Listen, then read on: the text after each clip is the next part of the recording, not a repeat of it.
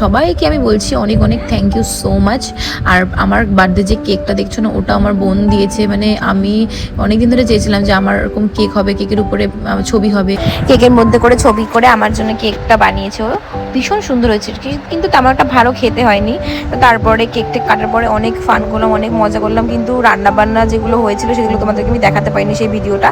আমার বার্থডের মেনু ছিল চিকেন আর লুচি আর পায়েস, এইসব এক্সেট্রা এগুলো ছিল। আমি সেভাবে বলতে চাই না, কারণ রান্নাবান্নার দিক থেকে সেরকম একটা ভালো কিছু হয়নি। পরে আমি বন্ধুদেরকে বলেছিলাম পরে খাইয়ে দেবো ভালোভাবে। তো তারপরে দাদা আমাকে পুরো স্প্রে দিয়ে পুরো মুখ টুক ভর্তি করে দিল। যাই হোক, ভীষণ ভীষণ আমি এনজয় করেছি ওইদিনকারে, খুব মজা পেয়েছি। আর একটা কথা, আমার বার্থডেতে অনেকে খুব ভালো ভালো গিফট দিয়েছে আমাকে, তোমাদেরকে সেগুলো দেখাবো আস্তে আস্তে। তবে যেটা ভেবেছিলাম বার্থডের দিনে অনেক অনেক এনজয় করবো, সব নাচানাচি হবে অনেক বন্ধুরা মিলে, সেটা সেই সব কিছুই হয়নি। আর একটুখানি সবার সাথে ফান করছিলাম সেই সময়টুকু।